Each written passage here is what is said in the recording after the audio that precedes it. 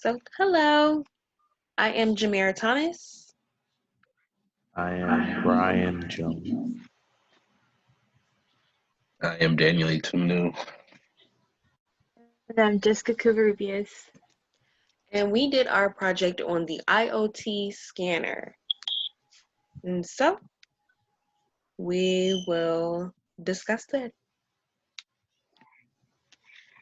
First, we'll discuss the goals and the benefits of the project. You may want to do that.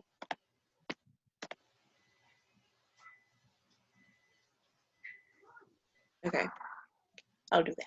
Okay, so the IoT or Internet of Things devices are non-standard computing devices that connect wirelessly to a network that will transmit data. And the amount of IoT devices continue to increase as the demand for the items increase. It is predicted that there will be about 26 billion IoT devices installed by 2020. They have been improving on the amount of functionality they were previously able to do. For instance, Amazon's Alexa is a speaker that can order items for you from the Amazon website, play your favorite music via Spotify, Amazon Music, or play music, and much more. And this will require Alexa to be logged into each one of those accounts to do this. With this information, there is a lot more personal information going in and out of the device. And so as the demand for the products increase, manufacturers begin to feel the pressure of having to push out products. And this pressure means that they will skip important features of IoT devices that include security.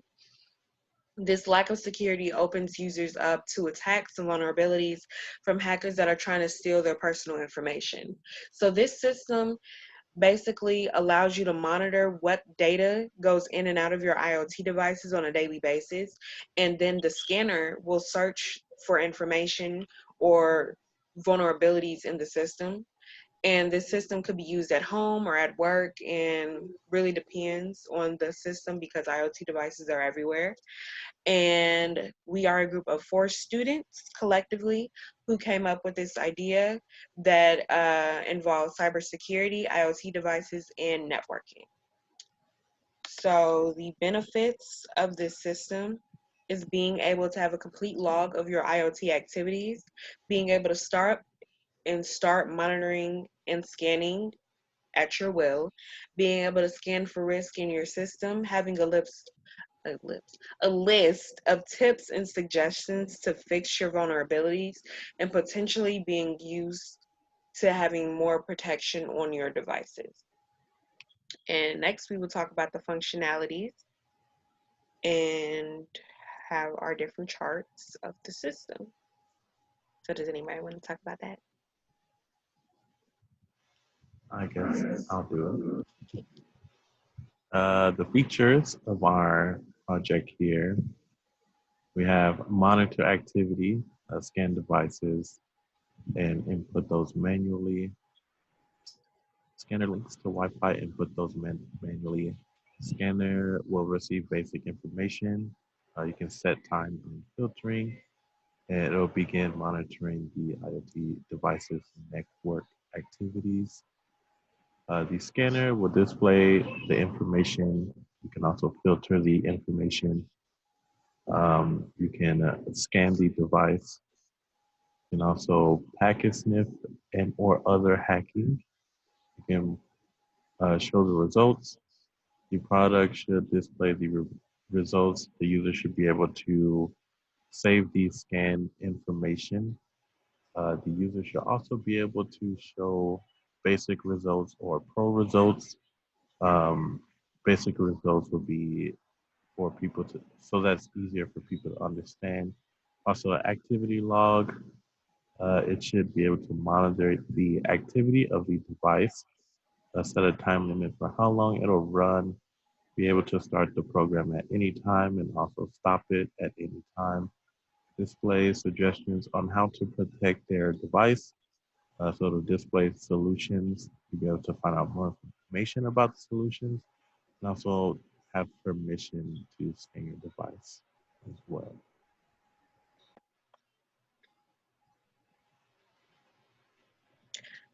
So these two charts include the detailed behavior chart and the class diagram that basically shows how the IoT scanner is supposed to work. So if you enlarge this chart, okay, so it starts off with, do you want to do manual input, which means the Wi-Fi? And if you say yes, ask for permission to access the network and to monitor activity. If you say no, it'll cancel the software application. And if you say no to the permission to access the network and monitor activity, it will also cancel the software application. You then will go to, if you say yes, it will go to, do you want to set a filter? And if you say no, is the vulnerability scan complete? If you say yes, it'll display on the interface. And then if you say no to, is the scan complete, it'll ask for permission and basically start all over. And if you say yes, it'll display methods and solution to resolve the problem. But if you say yes to display interface, it'll save your results, create and save your results. If you say no, it'll go back to, is their vulnerability scan complete? And it does the same for create and save results. And then we have the class diagram, which basically shows the different classes for our program and how they will be categorized. If I can get it to scoot over. No, I can't. Okay, that's okay. So yeah, you can basically see those, the scan and the add Wi-Fi and monitor and add IoT devices and all of their methods. So yeah, those are that. And next we will discuss what we implemented, well, basically what functionalities were not completed with this project. So the functionalities that we could not implement within this project are the monitoring information, the filter, and the saving of the logs. The- these all had, they all had the same problem without the project we were going through. We had to change through numerous hosting devices and websites because the server and the host would not allow certain scripts to run within the program. So we actually had to change it by a premium web hosting program so we could have more varieties of how to use our program. Uh, Also, due to the fact that we couldn't meet and our times schedules weren't aligning with each other, we were limited on time, and that results to an unfinished project per se. But other than that, we've done the most that we could in the time given.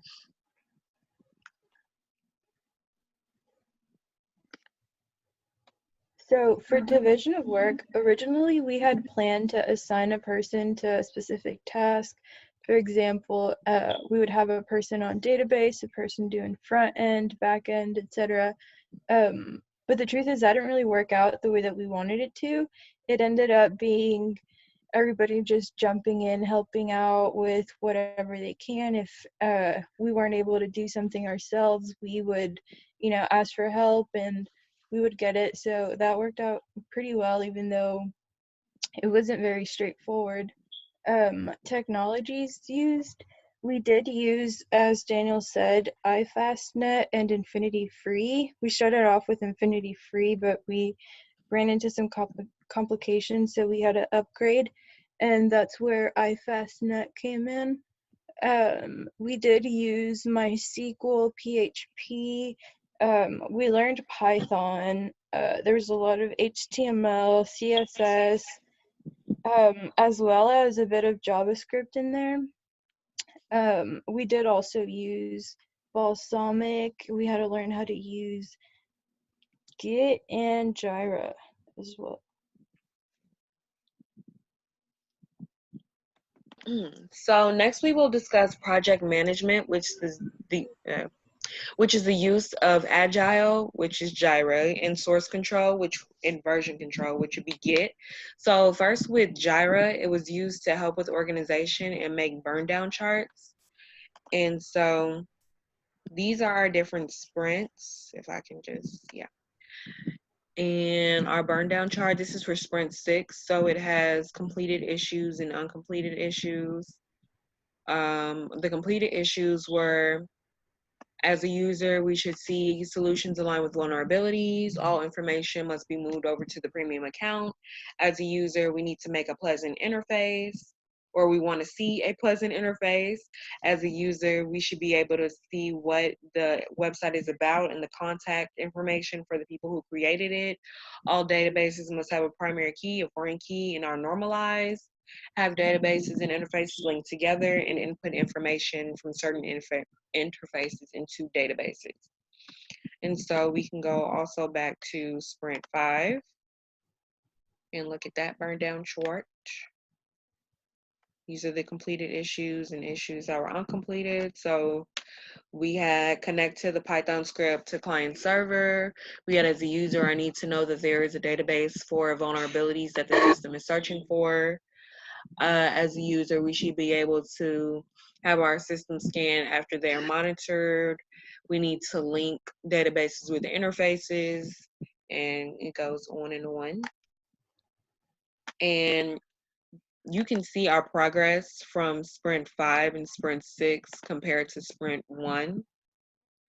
We did not know how to use the backlog or the story points and all of that. We had no idea how to use that. Like, we had the user stories and things like that in here, but it didn't have any numbers because we didn't know how to use it. So, and that even goes as far as Sprint 2 as well. As you can see, our story points are not going anywhere.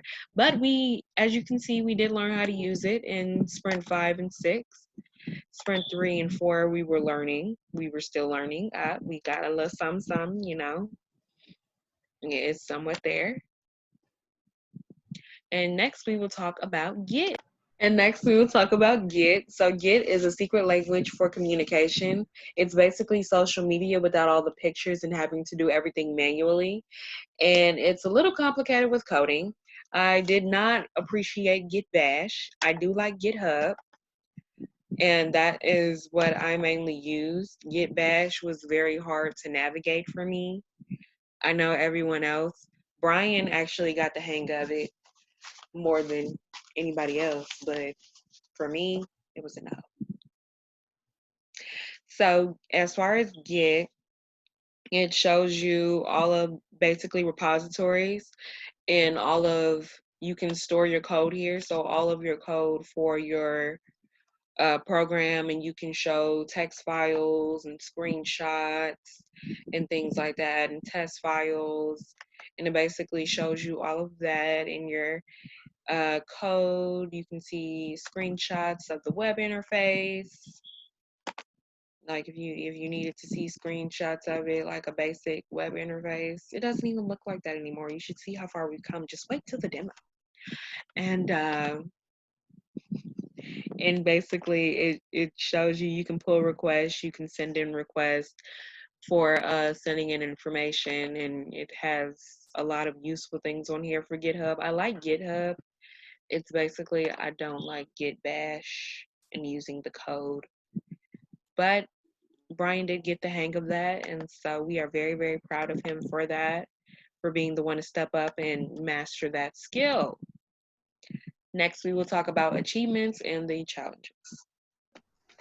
So first, we're going to start off with the challenges faced and the lessons learned. Does anyone want to start off with those? So I can start off with the Python scripts. I would say that was one of our biggest challenges. While we did have Python scripts and they worked outside of the hosting service that we chose, Yes. there was a lot of difficulties trying to connect to them, upload them, trying to get them to run, execute, all of that. With the first host we tried, we didn't realize until probably too late that they actually did not support Python at all. Yeah. So, of course, that was an issue. When we moved over to iFastNet, they claimed to support Python scripts. However, we could not get it to run. We tried a lot. So hard. Yeah, it was very difficult. So we were not able to implement those. Another challenge was Git. I actually just talked about that.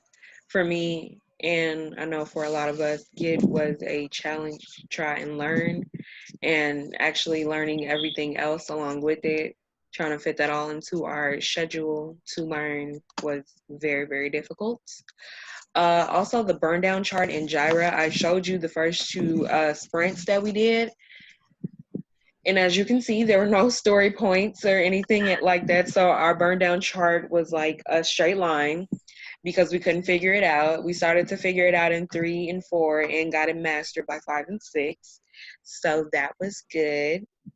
And then what else? What is another challenge? Uh, we changed our project like 10 times. We Yeah. At first, I guess we wanted to make our own antivirus software, but we quickly learned that that was way too far out of reach with what we know. We had ambitions though. Yeah, we had a big plate with no food on it. Yeah, sounds about right. But I guess that took a lot of our time since we started, but then restarted and started and then restarted again. Um, it sounds easier said than done, Yes. but after we finally, I guess, took some of the ideas that we had out, it started to seem more feasible. Yeah. And also like the name, we still haven't agreed on the name. So we just stuck to the IOT scanner. And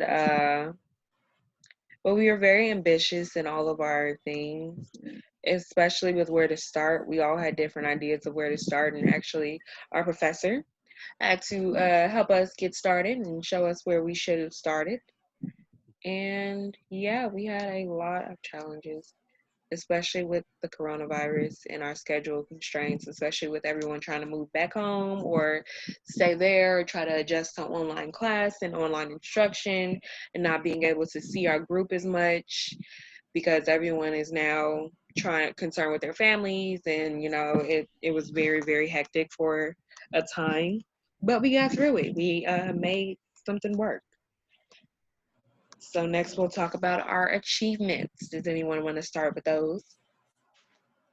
I guess I'll set up a little bit on that. Um, our achievements. Oh, you started. Our achievements behind the project. We did get a few databases to connect and a, a few Python scripts to run and scan manually. So we'll just have to. We just implemented those two ideas and separated them basically to where we can get all the essential things that we needed for our project to run.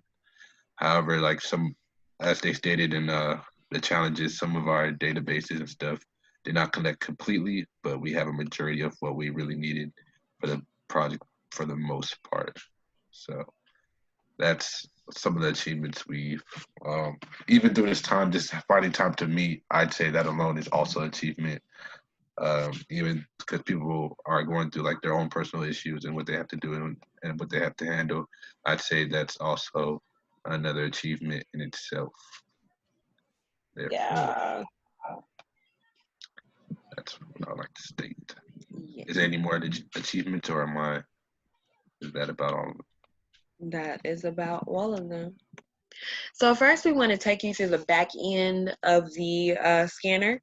So we're going to go through at least 3 different types of programs that we use. So it'll be HTML, PHP, and then one of the Python scripts. And then we're also going to give you a view at our databases. So this is the first file. It's an HTML file for the web page that you just saw. So yeah, does anyone want to talk about that? Anyone has anything to say about this? Enjoy typing this? Did anyone enjoy coding this? So this is our, hover and the CSS part of it. And then you get down to the, if it wants to go all the way down, oh, that's it. And this is the HTML part of it. So that's all in all for that. And then these are our databases. Does anyone want to talk about the databases? Any database in particular? Of the user. The user one? Yeah. Okay. Yes. So this is the user table for logging in. As you can see, we have a lot of examples of trying to get it to work. So in this case, we were trying to have a primary key, and originally it was the email address, and then Jessica assigned the auto increment to the user ID, which made them start loading the data that we put inside the website for our users into the PHP database. So it originally was not working, but when she added the auto increment in her changes, it started working. So we have user ID as the primary key, and everything else that follows is just part of the basically database for what the user should require before logging into the IoT scanner. Yeah. So yeah, okay. And then we're gonna go to our PHP.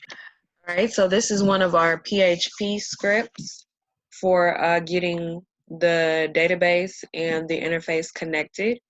Would anyone like to talk about this script or want me to talk about it?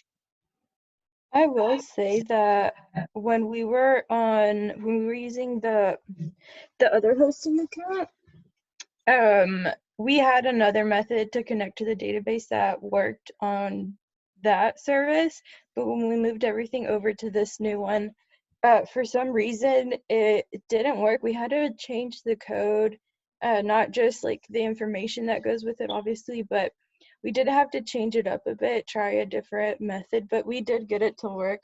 What we did have a problem with though is validating the data going in. That was a little tricky for us, so we weren't able to do that. But other than that, this is what works. Yep. So this is one of our Python scripts. We have it in the file manager, but we were never able to get it to run. And this is for the port scanner. Does anyone want to talk about this? For this one, it doesn't work within the server, but it does work if you try to run it from the command line or from another program. I used Atom and it worked well, but for some reason we just weren't able to execute it within the browser. We really don't know. We literally tried every resource to get this to run. Our professor tried to get it to run with his PHP script. Nothing wanted to run. We So, did try very hard. so yeah, we're going to have to bootleg that. All right, so showing the front end, showing off our demo. So excited. So we're gonna go to the about first to see about this. So it's a group of students working on a project and learn coding and methods not previously covered in class. Yes, yes, yes. Then we go to the contact and you see all of our lovely contacts and our positions and our emails. Yes, yes, yes. And then we go to register. So you can either log in or you can just register. And we're going to just register because, we're new to this. We've never done this before. First name here. Ooh, Google is just telling all of my business.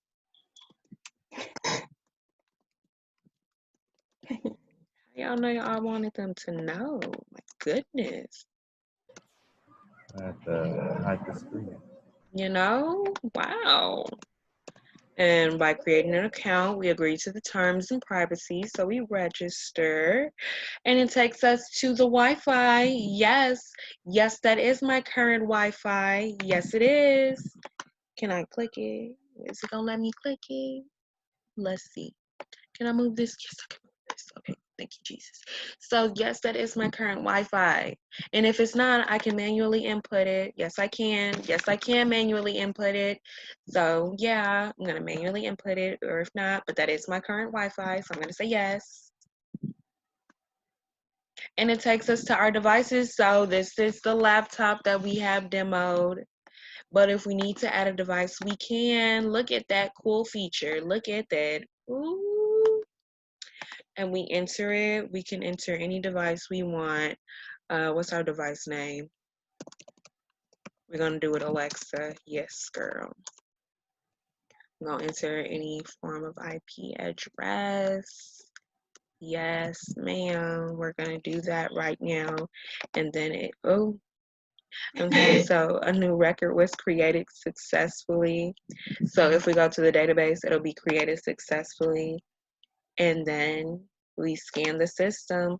So then we go into scan the system. Please wait while we scan your system. All right, so since we cannot show what we want to show for our Python scripts, we're going to show the outputs of our Python scripts. So this one tells you the system information. This one tells you about open and closed ports. As you can see, all of these are open and or closed. Can y'all see all of that?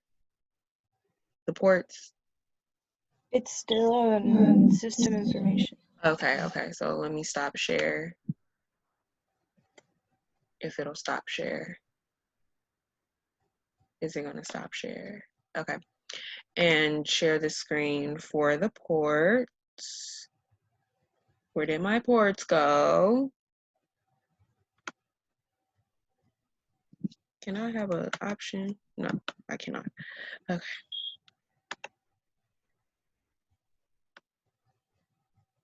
Okay, so let's show the ports. So this is our ports. Shows which ones are open and closed. Then we're gonna stop again and share our screen to show the output of our network. These are the available devices in our network. And then we have one more script to show you. I know these are a lot of scripts. This is for HTTP requests and shows which ones are being requested. Okay, so these are the results. If our Python script sort of ran, these are the results. If you would have had any open ports, you have many open ports. And if you had a WEP network or any other out-of-date Wi-Fi network, it would have said your Wi-Fi is making you vulnerable. And thank you for choosing the IoT scanner. So that is our scanner, and thank you. Thank you. Thank